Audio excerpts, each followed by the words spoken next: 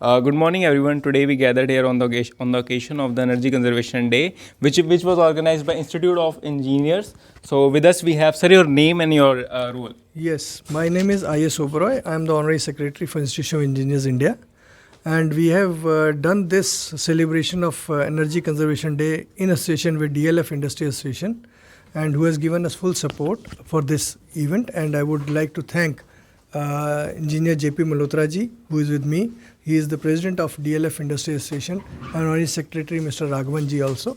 We have our Chairman IEI, Institute of Engineers, Shri K.R. Gupta ji, and our life fellow member, Shri Narula ji, with us. Okay, that's great, sir. Can you tell something about today's occasion, how it, what is all about, and what's the role today that we all gathered here? So, something. Thank you very much. The idea of celebration of the Energy Conservation Day was to remind people what steps we have to take to conserve energy in day-to-day living and application, whether it is domestic, industrial, or otherwise. The idea was to again create awareness among the members. They know everything, but the idea was to remind them कि हाँ जी, आपको energy conservation के लिए ये काम करने हैं और ये नई टेक्निक आ गई है जो आपको अडॉप्ट करनी है, और हर टेक्निक के अपने फ़ायदे बताए गए.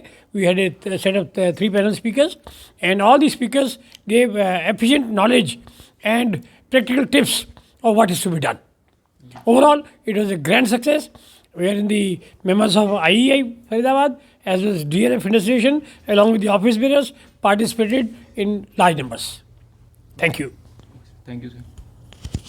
Sir, can you give some steps जो हमारे दर्शक हैं वो जान सके कि उन कैसे अपने डेली लाइफ में या फिर इंडस्ट्रियलिस्ट लाइफ में कैसे अपने कंजर्व कर सकते हैं एनर्जी को, उसके बारे में कुछ पॉइंट्स बता दीजिए. छोटी छोटी बातें हैं. फालतू बत्तियाँ नहीं चलनी चाहिए, फालतू कार नहीं चलानी चाहिए. आपको एयर कंडीशन टेम्परेचर आपको कम रखना चाहिए. घर में LED रिप्लेस करो, फिर उनको बंद करो जब नहीं चाहिए. AC का टेम्परेचर जो है 26 से ऊपर कभी नहीं होना चाहिए.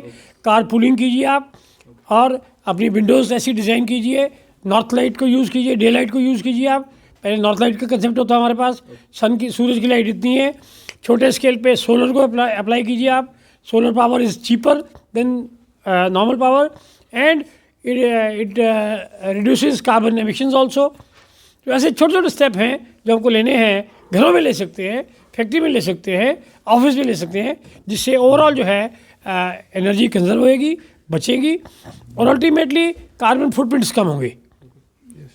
एनवायरनमेंट कंट्रोल होगा. इम्पॉर्टेंट एक पॉइंट मैं जोड़ना चाहूँगा, जिसमें इन पॉइंट्स के अलावा पेड़ ज़्यादा लगाएं, पेड़ों की रखवाली करें, उनको नर्चर करें, so that we have a good environment, and that's very important for today's living. आज का ये एनर्जी कंजर्वेशन डे का इवेंट था. ये नेशनल लेवल और इंटरनेशनल लेवल में 14 दिसंबर को मनाया जाता है, पर हमने 15 दिसंबर को मनाया है. ये in association with DLF industry association, जिसके JP मल्होत्रा जी प्रेसिडेंट हैं और राघवन जी हैं हमारे साथ हैं. हमने सब ने मिलकर ये मनाया है, और हमने स्पीकर्स जो लिए हैं, डॉक्टर मित्तल जी स्पीकर थे हमारे, और मिस्टर मंगला थे जो डायरेक्टर 3 के बिजनेस बिल्डिंग्स हैं उसके लिए एक्सपर्ट्स थे. उन्होंने सब ने कैसे एनर्जी को कंजर्व किया जाए सब बताया है, और बड़ा इफेक्टिव और एफिशिएंटली कैसे यूज़ किया जाए ये सब बताया है. और उम्मीद है कि ये सब जो हमारे पार्टिसिपेंट्स थे उन्होंने सब ने सुना है, और उसके साथ साथ ये प्लेज भी ली गई है रोड सेफ्टी के बारे में, जो कि बहुत इम्पोर्टेंट है. और बड़ा जागरण से दैनिक जागरण का अभियान है, जागरण का अभियान है, और ये इवेंट बड़ी सक्सेसफुल रही है. बाकी सब धन्यवाद. हमने आज एक और नया स्टेप लिया है. वो जो भी इंडस्ट्री मेंबर्स या IEI के मेंबर्स अपनी एनर्जी का बिल 5% कम करेंगे, हम उनको अगले साल DLF एनर्जी कंजर्वेशन अवार्ड भी देंगे. मैं नरूला जी से भी आपकी करवाता हूँ. आज का जो हमने ये एक्टिविटी है, इसका पर्पस जो है इट इज़ 2 fold.